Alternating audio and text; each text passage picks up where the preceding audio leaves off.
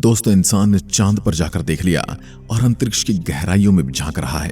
इंसान ने सौरमंडल के लगभग सभी ग्रहों और उनके चंद्रमाओं को भी एक्सप्लोर कर लिया है, पर उसे जीवन कहीं नहीं मिला। पर क्या आप जानते हैं कि हमारी पृथ्वी भी एक समय पर बाकी ग्रहों के जैसी थी। यहां पर भी जीवन का नामो निशान तक नहीं था। पर हो सकता है उस समय हमारे किसी नजदीकी या दूर के ग्रह पर जीवन पनप रहा हो या वहां पर जीवन समाप्त हो रहा हो। पर आज की वीडियो में हम जानेंगे कि धरती पर आखिर जीवन की शुरुआत कैसे हुई। दोस्तों, पृथ्वी पर हम और आप रहते हैं, जिसे हम अपना घर भी मानते हैं। क्या आप जानते कि वही पृथ्वी आज से करोड़ों साल पहले जलते हुए एक लावे की तरह थी, यानी पूरी पृथ्वी आग की लपटों में घिरी हुई थी और ये धधक रही थी। तो क्या आप यकीन कर पाएंगे? लेकिन ये सच है दोस्तों, हमारी पृथ्वी ने हर तरह के मौसम को झेला है, और फिर चाहे वो 8500 डिग्री सेल्सियस का तापमान हो या फिर लाखों सालों तक बर्फ में ढके रहना ही क्यों ना हो। तो कैसा था पृथ्वी का 450 करोड़ के साल का सफर? हम आपके साथ आज इसी की शुरुआत करने वाले हैं। तो चलिए बिना किसी देरी के आपको लेकर चलते हैं भूतकाल में कई करोड़ साल पीछे।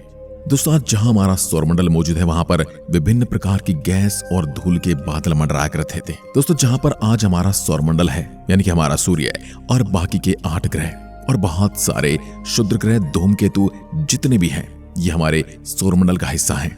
लेकिन उस समय ऐसा कुछ नहीं था। वहां पर तब विभिन्न प्रकार की गैस और धूल के बादल मंडराया करते थे। इसके काफी दूर एक तारा था और समय के साथ इस तारे की ऊर्जा कम होती चली गई और फिर हुआ एक विशाल धमाका, जिसकी वजह से अंतरिक्ष की धूल एक दूसरे से दबने लगी थी और फिर बादलों में स्थित धूल के कण दबाव और गर्मी के कारण बड़े उल्कापिंड और पत्थरों में बदलने लगे थे। और इसी वजह से इन बादलों में मौजूद रेडियो एक्टिव पदार्थ ने ग्रेविटी का निर्माण किया। इस ग्रेविटी की वजह से बीच में हाइड्रोजन और हीलियम गैस इकट्ठा होने लगे और बीच के इस दबाव की वजह से एक विशाल विस्फोट हुआ, जिससे जन्म हुआ हमारे सूर्य का। दोस्तों, अंतरिक्ष में फैले इन एस्टेरॉयड के वजन ज्यादा होने की वजह से और सूर्य की गुरुत्वाकर्षण शक्ति की वजह से ये सूर्य के करीब आ गए और उसकी परिक्रमा करने लगे। और फिर धीरे धीरे इन्हीं एस्टेरॉयड में बाहरी टकराव हुआ और जिससे मरकरी, मार्स और वीनस जैसे ग्रहों का निर्माण हुआ। उस समय पृथ्वी और मंगल के बीच मौजूद था थिया नाम का एक ग्रह, जो सूरज की परिक्रमा किया करता था। धरती पर ग्रेविटी होने की वजह से सूरज की परिक्रमा करने वाले इन एस्टेरॉयड ने अब पृथ्वी की परिक्रमा करना शुरू कर दिया था और फिर धीरे धीरे ये करोड़ों सालों तक इन्हें पृथ्वी पर गिरना आरंभ कर दिया। सेम ऐसी घटना थिया पर भी होने लगी थी और इसी वजह से थिया पृथ्वी के पास आता जा रहा था। आखिर में वो पृथ्वी के इतने करीब आ जाता है कि उसकी टक्कर पृथ्वी से हो गई और इस टक्कर से हमारी पृथ्वी के हिस्से अंतरिक्ष में कणों के रूप में फैलने लगे, जिन्होंने एक रिंग की तरह फिर पृथ्वी की परिक्रमा करना शुरू कर दिया। जैसे कि आप शनि ग्रह के छल्ले देखते हैं, वैसे ही हमारी पृथ्वी के बाहर भी छल्लों का निर्माण हो गया था। जब ये कण परिक्रमा कर रहे थे पृथ्वी की, तब इनमें टकराव होने लगे और फिर जन्म हुआ हमारे चांद का। दोस्तों, जब चांद का निर्माण हुआ तब पृथ्वी पर केवल एक ही समुद्र था और ये कोई पानी का समुद्र नहीं था, बल्कि 1900 डिग्री सेल्सियस तापमान में उबलते लावे का था। समय बीता, पृथ्वी ने ठंडा होना शुरू कर दिया। इससे हुआ ये कि पृथ्वी के भारी तत्व जैसे धातु और रेडियो एक्टिव पदार्थ पृथ्वी के केंद्र में जाकर इकट्ठा होने लगे और जो पदार्थ हल्के थे वे पृथ्वी की सतह पर पहुंचे। लाखों सालों तक पृथ्वी पर उल्का पिंडों की बारिश होती रही। इन उल्का पिंडों में नमक, मिनरल्स और पानी जमा था और इसकी वजह से पृथ्वी की ऊपरी सतह पानी से भरने लगी। ये वही समय था जब गहरे पानी के समुद्रों और ज्वालामुखियों से पहली बार सूक्ष्म जीवों का निर्माण हुआ। फिर लाखों साल बाद पृथ्वी की पूरी सतह पानी से भर गई। पानी से ढकी पृथ्वी पर तब हजारों की तादाद में ज्वालामुखी निकलने लगे और ऐसा आने वाले लाखों सालों तक यूं ही चलता रहा और इससे पानी के ऊपर जमीन का निर्माण होने लगा। क्योंकि तब पृथ्वी पर कोई वातावरण नहीं था, इसलिए अंतरिक्ष से एक बार फिर उल्का पिंडों की बारिश शुरू हो गई। आज से करीब 300 करोड़ साल पहले ये वो समय था जब पृथ्वी का वातावरण स्थिर होने लगा था। ज्वालामुखी अब निकलना बंद हो गए थे और पृथ्वी का एक दिन तब 12 घंटे का हो चुका था। साल बीते और पानी के अंदर मौजूद सूक्ष्म जीव फैलने लगे और अब इन्होंने समूह में रहना शुरू कर दिया था। पहली बार पृथ्वी पर ऐसे जीवों का जन्म हुआ जो पानी के अंदर के मिनरल्स और धूप का प्रयोग करते थे और मल के रूप में ऑक्सीजन बाहर निकालने लगे थे। और इस तरह इन सूक्ष्म जीवों की वजह से वातावरण में ऑक्सीजन की मात्रा बढ़ने लगी थी। वातावरण में ऑक्सीजन की वजह से अब पृथ्वी का वायुमंडल भी बनने लगा था। हजारों साल बाद ऑक्सीजन की ज्यादा मात्रा होने की वजह से सूक्ष्म जीव मरने लगे थे। और फिर एक समय ऐसा भी आया जब पृथ्वी की जमीन हूबहू मार्स की तरह लाल हो गई थी। लेकिन समय बीता और धरती की टेक्टोनिक प्लेट में दरार आना शुरू हो गया और धरती के अलावा कई लाख सालों तक खुला उबलता रहा। और इसी वजह से पृथ्वी के वातावरण में कार्बन डाइऑक्साइड की मात्रा बढ़ने लगी और फिर शुरू हुई पृथ्वी पर एसिड रेन, यानी कि तेजाब की बारिश। लगातार एसिड की बारिश से पृथ्वी का तापमान घटने लगा और यह तापमान घटकर इतना कम हो गया कि पृथ्वी के ऊपर मौजूद पानी अब बर्फ में बदल चुका था और पहली बार पूरी पृथ्वी सफेद बर्फ के गोले में बदल चुकी थी। अब बर्फ से ढके होने की वजह से सूरज की किरणें भी इस तक आने के बाद वापस चली जाती थी, क्योंकि सफेद रंग सब कुछ परावर्तित कर देता है। और यही वजह थी कि हमारी पृथ्वी लाखों सालों तक बर्फ से ढकी रही। लेकिन फिर आया वो समय जब पृथ्वी के अंदर की गर्मी ने ज्वालामुखी के रूप में बाहर निकलना शुरू कर दिया, जिसने बर्फ को पिघलाया।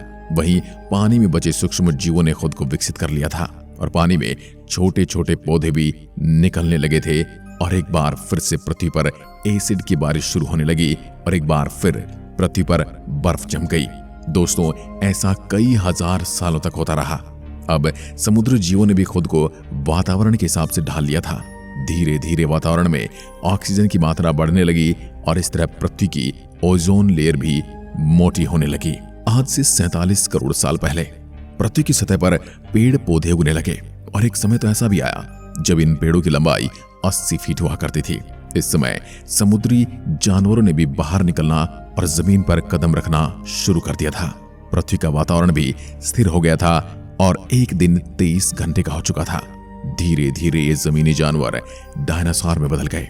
इसमें भी कुछ शाकाहारी डायनासोर कहलाए तो कुछ मांसाहारी और कुछ तो ऐसे थे जो छोटे कद के थे और कुछ बड़े और विशाल आकार वाले डायनासोर थे। पृथ्वी पर हरियाली बढ़ने लगी और डायनासोर और ज्यादा विशाल व विकसित होने लगे थे। इन डायनासोर ने 20 करोड़ सालों तक पृथ्वी पर राज किया।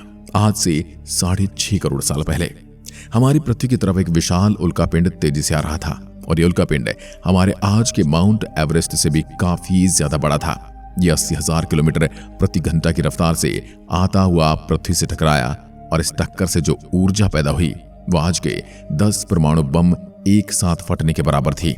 यह विस्फोट इतना ज्यादा खतरनाक था कि जहां उल्कापिंड गिरा वहां के पेड़ और जानवर तुरंत भाप बनकर जल गए थे। पृथ्वी पर धूल फैलने लगी और समुद्रों में बाढ़ आ गई थी। भूकंप और आग ने पृथ्वी को जलाना शुरू कर दिया। पृथ्वी तब नरक में बदल चुकी थी। डायनासोर जलकर राख हो गए। लेकिन दोस्तों, जहां डायनासोर प्रजाति का अंत हो गया वहीं पर हमारे पूर्वज अभी भी जीवित थे, क्योंकि उन्होंने खुद को सुरक्षित रखने के लिए जमीन के नीचे रहना शुरू कर दिया था। वातावरण में धूल और हानिकारक गैस की वजह से एक बार फिर पृथ्वी पर एसिड की बारिश शुरू हो गई और इस तरह पृथ्वी दोबारा बर्फ से ढककर ठंडी हो गई। 80 से 90 हजार साल बाद बर्फ ने पिघलना शुरू कर दिया।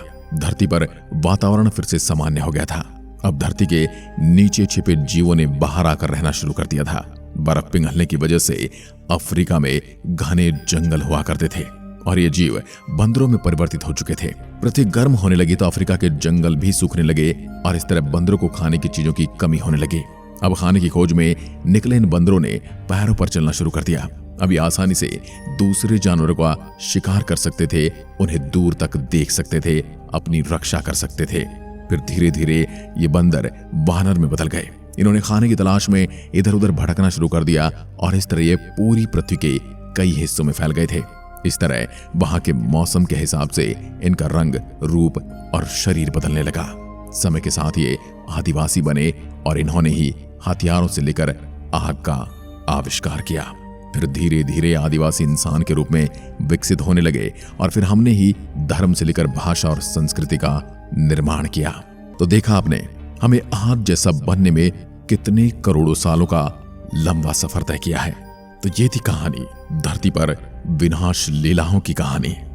आपको क्या लगता है, धरती पर अगली बार आने वाला विनाश इंसान की वजह से होगा या फिर किसी प्राकृतिक आपदा की वजह से? कमेंट में लिखकर जरूर बताएं। एक बार फिर मिलते हैं, तब तक के लिए नमस्कार। जय हिंद, जय भारत।